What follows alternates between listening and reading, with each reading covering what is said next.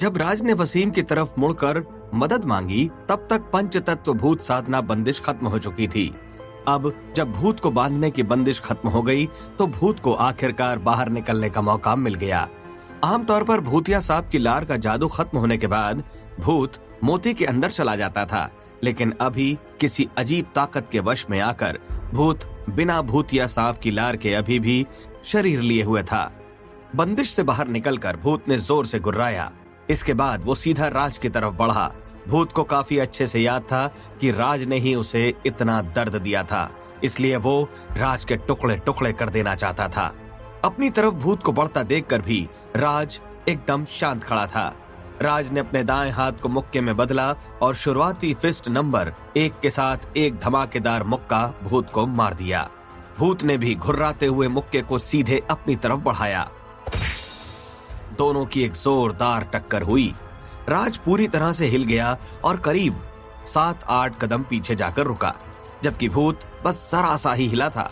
दोनों के बीच बहुत बड़ा अंतर था। राज ने अपनी मुट्ठी को रगड़ा और ध्यान से भूत की तरफ देखा। भूत ने फिर से जोरदार दहाड़ लगाई। भूत किसी तीर की तरह पंजे आगे बढ़ाए राज की तरफ बढ़ गया। इसी समय वसीम ने अपनी उंगली ऊंची करके आगे बढ़ो का इशारा किया। आत्मी कुंडलिनी से बनी एक तलवार राज के सिर के ऊपर से उड़कर निकली, जिसके बाद काफी तेजी से एक के बाद एक तलवारों की बारिश भूत पर हुई। आगे बढ़ता हुआ भूत ये देखकर हैरान रह गया। उसने तुरंत ही अपने छोटे से सुनहरे कवच को तलवार के आगे लगा दिया, लेकिन तलवार कवच को चीरते हुए निकल गई। कवच कागज की तरह फट गया और तलवार की ताकत जरा भी कम नहीं हुई। इसके बाद तलवार सीधा जाकर भूत को लगी और भूत दूर उड़ गया। भूत हवा में दर्द से करहाता रहा और उसके शरीर में दरारें दिखाई देने लगी। वो बुरी तरह से घायल हो चुका था, जबकि वसीम ने अपनी तलवार की ताकत को एकदम कम करके रखा था, वरना वसीम के एक सामान्य हमले से भूत पूरी तरह से बर्बाद हो जाता। जमीन पर गिरने के बाद भूत दर्द से तड़पता रहा।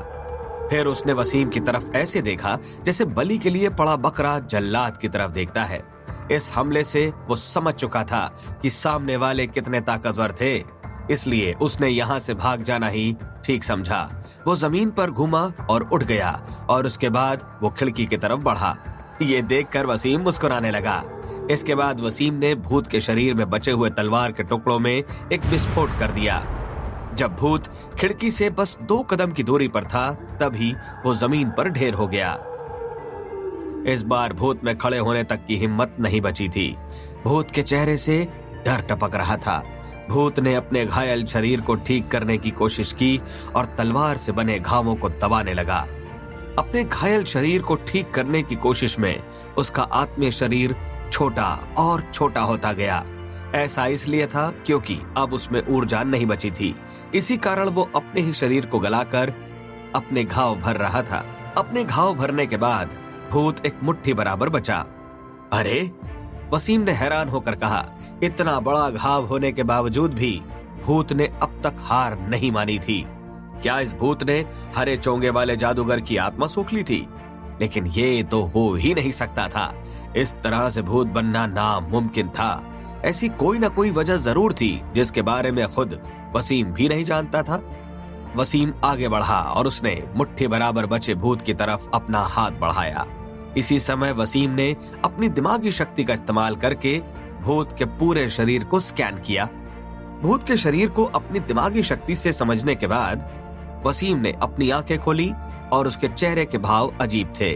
उसके हाथ में मौजूद भूत मिडिल रैंक का था, लेकिन अभी उसकी रैंक कम होकर लो रैंक बची थी। भूत की रैंक उसके जन्म लेते ही चुनी जाती थी और बिना किसी बड़ी बुनियाद के वो कभी नहीं बदलती थी।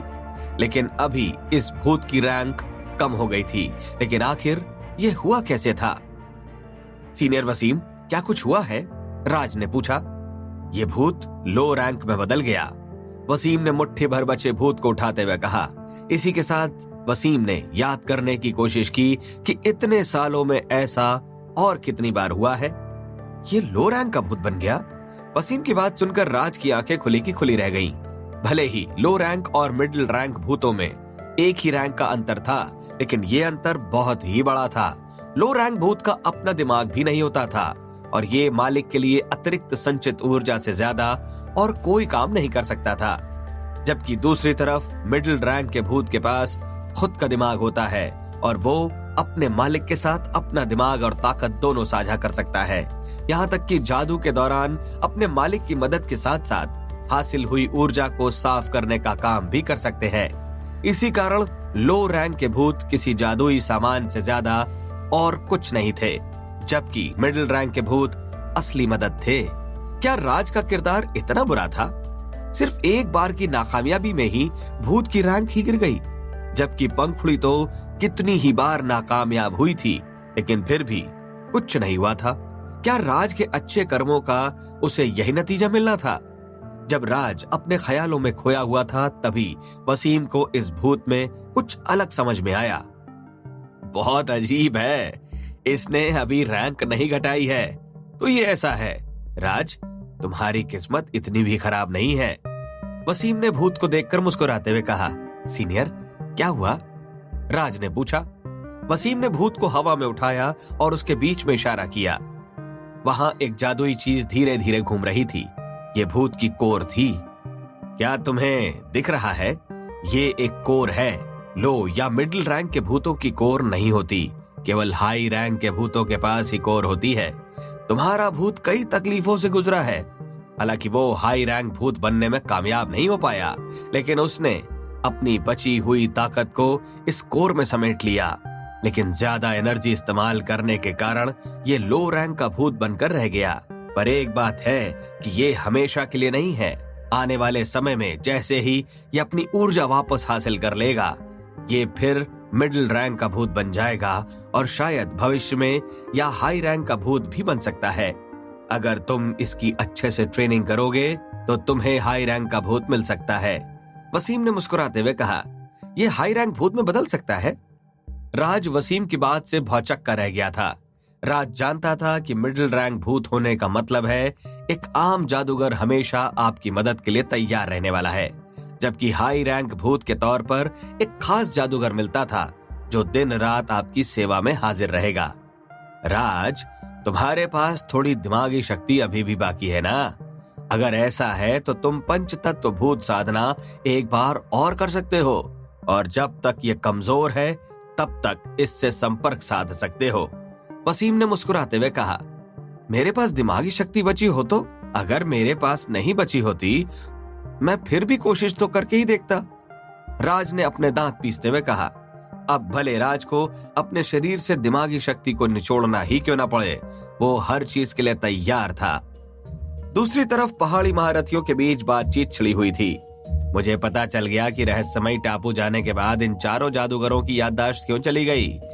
ये इसलिए नहीं हुआ कि इनको दिमाग में कोई चोट लगी या किसी ने इनकी याददाश्त मिटा दी। इसके अलावा ये किसी भ्रम में भी न पड़े। शल्य ने कहा, फिर आखिर वजह क्या है? बाबा बैरागी ने पूछा। ये थोड़ा सुनने में अजीब लग सकता है, लेकिन ये एक मिली जुली करतूत का नतीजा है। मामला ये है कि उन दो सीनियर जादूगरों और उनके जूनियर जादूगरों ने किसी ताकतवर सोर्स के साथ कॉन्ट्रैक्ट किया है, इसलिए उन्होंने खुद ही अपनी यादें कैद करवाई हैं। शल्य ने मुस्कुराते हुए कहा। इस नतीजे पर पहुंचने के साथ शल्य खुद हैरान था। हालांकि इस नतीजे पर पहुंचने में शल्य ने कोई भी लापरवाही नहीं की थी। उन दो बड़े जादूगरों ने एक खास तरीके से अपनी खुद की याददाश्त कैद कर दी थी। इस टेक्निक में कॉन्ट्रैक्ट जैसी ही चीज होती थी, जिसमें कॉन्ट्रैक्ट पूरा होने के बाद वे खुद ही अपनी यादें कैद से आजाद करने की चाबी बन जाते थे। लेकिन अब कृपालु और किशोरी को रहस्यमयी टापू पर हुई कोई भी घटना याद नहीं थी, और न ही उन्हें अपनी यादों की कैद के बारे में कुछ पता था। इसलिए उन्हें कॉन्ट्रैक्ट की भी कोई खबर नहीं थी। अब उन्हें यह भी नहीं पता था कि कहां से शुरू करके अपनी यादों को आजाद किया जा सकता था। यहाँ तक कि 5वें लेवल के 2 जादूगर भी अपनी इच्छा से यादें कैद करने के बाद ही उस रहस्यमयी टापू से बाहर निकल पाए। आखिर वहां ऐसा कैसा रहस्य छुपा है, और उस रहस्य की ताकत आखिर कितनी है? जन्मेजय ने गहरी सांस लेकर कहा, बात तो ये है कि रहस्यमयी टापू पर जो भी ताकतवर सोर्स है, उसके इरादे गलत नहीं हैं। मुझे तो ये अच्छी चीज लगती है। त्रिकालदर्शी और बाकी लोग कई दिनों से रहस्यमयी टापू पर हैं। आखिर उनका क्या हो रहा होगा? शल्य ने जवाब दिया, मैं उम्मीद करता हूं कि वो पूरी तरह से ठीक होंगे और सही सलामत वापस लौटेंगे, बाबा बैरागी ने कहा। इसके बाद ग्रुप में एक गहरा सन्नाटा छा गया। हाँ, सही कहा। क्या सीनियर वसीम नई दुनिया से पूरी तरह वाकिफ हो गए? राज ऑनलाइन नहीं दिख रहा, उसके क्या हालचाल हैं? शल्य ने पूछा। अब शल्य को अपने साथी जादूगरों की याददाश्त जाने की वजह का पता चल चुका था, इसलिए वो राज की हालत के बारे में भी जानना चाहता था। उसे ये भी जानना था कि राज और वसीम के मिलने का काम पूरा हुआ या नहीं। अगर ऐसा हो गया होगा तो शल्य अपने घर वापस जाकर थकान मिटाने वाली दवाई को बनाने के सबसे आसान ढंग पर काम जारी रख सकता था। मैंने राज को वसीम की रहस्यमय किस्मत के बारे में नहीं बताया। जैसे ही राज और वसीम की चर्चा हुई, बाबा बैरागी यादों में खो गए। जब आखिरी बार बाबा बैरागी ने राज को फोन किया था तो वो उसे सब कुछ बताना चाहता था, लेकिन वसीम वहां मौजूद था, इसलिए वो कुछ भी नहीं कह पाया।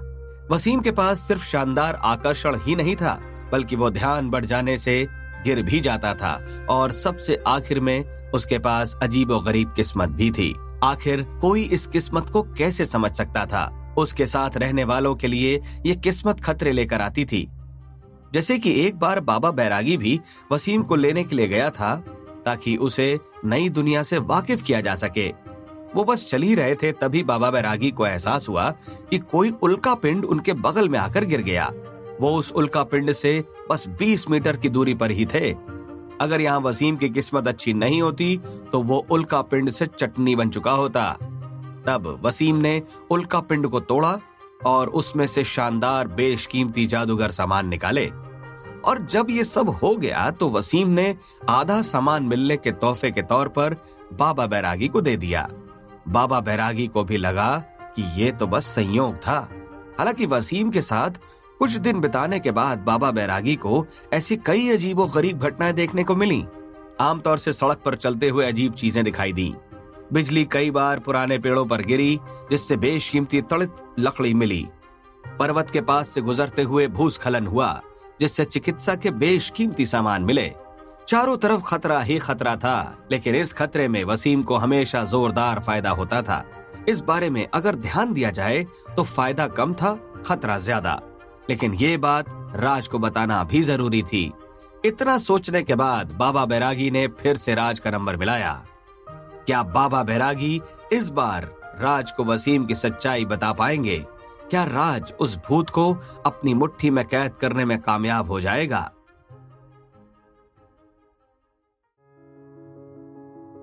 बाबा बैरागी ने तुरंत ही राज को फोन लगाया, लेकिन 3 बार पूरी घंटी जाने के बाद बाबा बैरागी को बस इतना ही सुनने को मिला कि जिस व्यक्ति को आप फोन कर रहे हैं वो अभी उत्तर नहीं दे रहे हैं, कृपया कुछ समय पश्चात कोशिश करें। आखिर राज क्या कर रहा था? वो फोन क्यों नहीं उठा रहा? ऐसे सवालों में उलझकर बाबा बैरागी ने फोन काट दिया। हालांकि इस वक्त राज भूत से संपर्क साधने में व्यस्त था। उसका फोन साइलेंट था, इसलिए वो फोन नहीं उठा सकता था। अब बाबा बैरागी को समझ में नहीं आ रहा था कि वो क्या करें। ऐसे में बांसुरी से बात करने का ख्याल भी बाबा बैरागी के मन में आ रहा था। हालांकि बाबा बैरागी ने अपने ही ख्याल से तुरंत पल्ला झाड़ लिया। भले ही राज के पास बांसुरी थी, लेकिन उसकी ताकत और काबिलियत अभी काफी नहीं थी। ऐसे में अब बाबा बैरागी को बात करनी थी तो वो सीधी बात ही कर सकते थे, वरना सामने वाला बस सुन सकता था और कुछ बोल नहीं सकता था। ऐसे में अगर वसीम राज के आसपास हुआ और उसने उनकी बातें सुन ली तो ये थोड़ा अजीब हो सकता था। मुझे थोड़ी देर बाद फिर से कोशिश करनी चाहिए। इसके अलावा कारों की पहली डिलीवरी भी कल होने वाली है, तो शायद मुझे उसके पहले राज को वसीम के पहले के जीवन के बारे में बता देना चाहिए। बाबा बैरागी ने मनी मन योजना बनाई। दूसरी तरफ 11 से 1 बजे के बीच वसीम ने फिर से पंचतत्व भूत साधना करने की योजना बनाई। इस बार भूत या सांप की लार का जादू इस्तेमाल नहीं किया गया। ऐसा इसलिए क्योंकि भूत पहले से ही मोती के बाहर आ चुका था, इसलिए अब लार के जादू का कोई असर नहीं हो सकता था। बंदिश तैयार होने के बाद वसीम ने खुद मुट्ठी के आकार के भूत को बंदिश के बीच में रखा। यहाँ तक कि वसीम ने कैद करने के लिए भी कुछ नहीं किया। भूत थोड़ा तो तड़फड़ा रहा था, लेकिन फिर सामान्य होकर बैठ गया। अब वो काफी कमजोर हो चुका था, इसलिए वो कुछ भी करने के काबिल नहीं बचा था और ना अब उसमें कुछ भी करने की हिम्मत बाकी थी। राज, थोड़ी देर में 5 पीड़ा से आगे बढ़कर सीधा बंदिश को एक्टिवेट करना और भूत से संपर्क साधना, वसीम ने याद दिलाते हुए कहा। भूत बहुत ही कमजोर था और इस वक्त उसकी मिडिल रैंक भी कम हो चुकी थी, इसलिए वो छोटे कवच का इस्तेमाल भी नहीं कर सकता था। ऐसे में पंच पीड़ा में सिर्फ धातु पीड़ा से भी उसकी जान जा सकती थी। राज ने सिर हिलाया और मंत्र पढ़ने लगा। फिर वो बंदिश के चारों ओर घूमते हुए खास ढंग से नाचने लगा, जो कि 8 कदम चाल थी।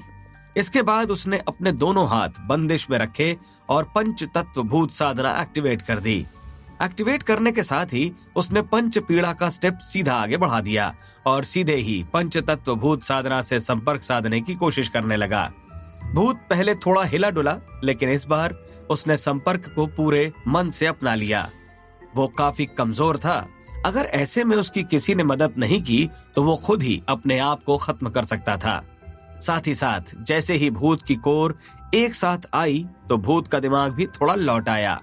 वो समझ चुका था कि एक बुद्धिमान व्यक्ति अपने नक्षत्र बिगड़ जाने पर जंग में नहीं उतरता।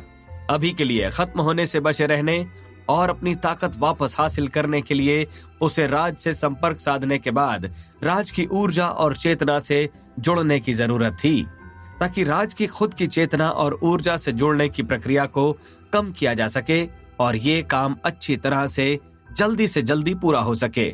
भूत से पूरी तरह तालमेल बिठाने में राज को करीब 1 हफ्ते का समय लग सकता था। संपर्क साधना। जब सारी तैयारियां हो गईं तो राज ने चिल्लाया। पंच तत्व भूत साधना में मौजूद 5 तत्व और बाकी जरूरी सामान चमकने लगा, जिसके साथ ही पूरी बंदिश की ताकत 2 भागों में बढ़ गई, जिसमें से एक भाग भूत के शरीर में चला गया और दूसरा राज के दिल में समा गया। मैं कामयाब हो गया, राज ने खुशी से उछलते हुए कहा। राज बस 2 ही बार में पूरी तरह से कामयाब हो गया था, जो कि उसकी उम्मीद से भी बढ़कर था, क्योंकि पंखुड़ी कई बार नाकामयाब हुई थी। तुमने कमाल कर दिया। अब इस चीज का फायदा उठाओ कि संपर्क साध लिया गया है और पंच तत्व भूत साधना की ताकत अभी तक बनी हुई है। जल्दी करो और अपनी मेडिटेशन टेक्निक से तुम्हारे और भूत के बीच के संपर्क को स्थायी करने की कोशिश करो। अभी लोहा गर्म है, इसलिए हथौड़ा मारना बेहतर होगा, वसीम ने काम की बात बताते हुए कहा। ठीक है, राज ने कहा और पालथी मारते हुए बैठकर असली सेल्फ मेडिटेशन स्क्रिप्चर करने लगा।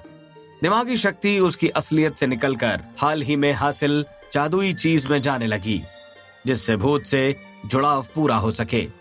भूत बंदिश के ऊपर उड़ने लगा।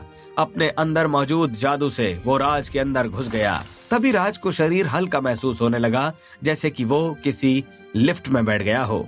इसके बाद उसकी चेतना भूत से जुड़ गई। अब वो भूत की मदद से पूरी दुनिया में कुछ भी कर सकता था। इंसानों की ही तरह भूतों में भी सुनने, देखने, सूंघने और छूने की काबिलियत थी। हालांकि देखने की काबिलियत में थोड़े से बदलाव थे। ऊपर देखा जाए तो इंसानों की तरह ही दिखता था, लेकिन कहीं न कहीं एक दैवी दृष्टि भी थी। इस समय राज को ऐसा लग रहा था जैसे कि वो किसी गर्म जगह पर हो और गर्म ऊर्जा चारों तरफ से भूत की ओर बढ़ रही हो और उसे पहले जैसा बनाने की कोशिश कर रही हो। ये मन की इंद्री है। तभी राज को एहसास हुआ कि भूत असल में कहाँ था। असल में भूत राज की एकमात्र जागृत इंद्री में था। जो ऊर्जा भूत की तरफ बढ़ रही थी वो राज की रक्त और कुंडलिनी की शक्ति थी। पहले भूत को सामान्य परिस्थिति में आने के लिए बहुत ज्यादा ऊर्जा की जरूरत थी, इसलिए उसकी रैंक गिर गई थी। लेकिन अब उसे बहुत ज्यादा रक्त और कुंडलिनी की शक्ति की जरूरत थी, ताकि वो लो रैंक से मिडिल रैंक पर दोबारा आ सके। ये तो सारी मेहनत बर्बाद करने जैसा है।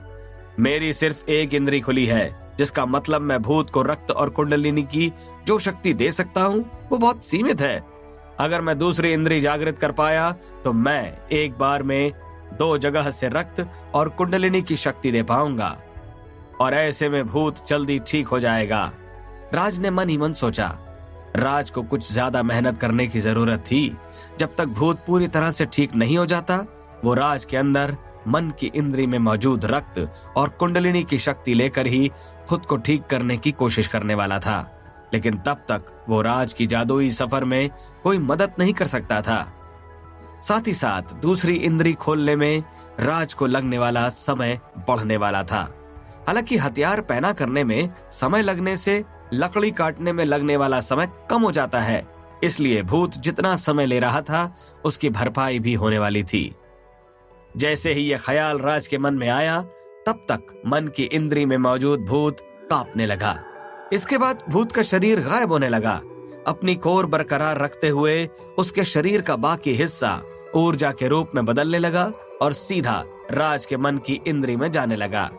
अगले ही पल ये सारी ऊर्जा मन की इंद्री में लबालब भर गई और मन की इंद्री से आंख की इंद्री की तरफ बहने लगी। आखिर इसका क्या मतलब था? इस बात को समझने में राज को ज्यादा वक्त नहीं लगा। भूत आंख की इंद्री जागृत करने में राज की मदद कर रहा था। इसके बाद राज को फिर से वैसी ही ताजगी महसूस हुई जैसी चंद्र कबीले में सीनियर ने जब लोकेशन पर खड़े होने को कहा था तब हुई थी, जब राज की मन की इंद्री जागृत हुई थी। लेकिन इस बार आंख की इंद्री में रक्त और कुंडलिनी की शक्ति बहुत तेजी से बढ़ रही थी। वसीम तुरंत ही राज की इस अजीब हालत के बारे में जान गया। उसने राज को अच्छे से देखा और हंसने लगा। मुझे जैसी उम्मीद थी, तुम्हारी किस्मत वाकई कमाल की है, वसीम ने मन ही मन कहा।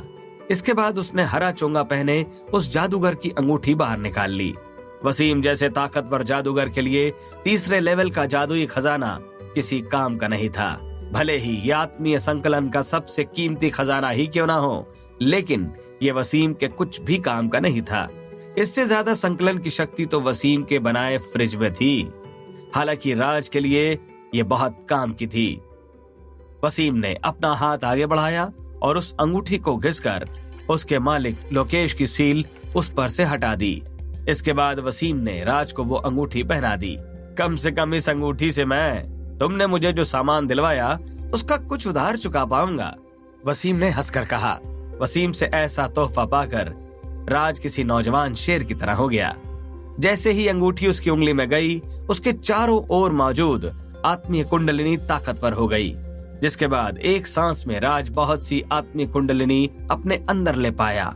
उसकी आंख की इंद्री में रक्त और कुंडलिनी की शक्ति लगातार बढ़ रही थी। आखिर में मन की इंद्री की तरह ही सब कुछ सही हो जाने पर आंख की इंद्री जागृत हो गई। राज ने अपनी आंखें खोली तो उनमें से रोशनी निकली। इसी समय आंखों के किनारों से काले आंसू निकले। ये अशुद्धियां थीं जो आंख की इंद्री को जागृत होने से रोक रही थी और इंद्री जागृत होने के बाद शरीर से बाहर निकल गई थी। दूसरी इंद्री आंख की इंद्री खुल चुकी थी। पिछले सिर्फ 1 महीने से प्रैक्टिस करते हुए 2 इंद्रियां जागृत कर लेना काफी खास था। यहाँ तक कि बड़े बड़े कबीलों के होनहार शिष्य भी ऐसा नहीं कर पाते थे।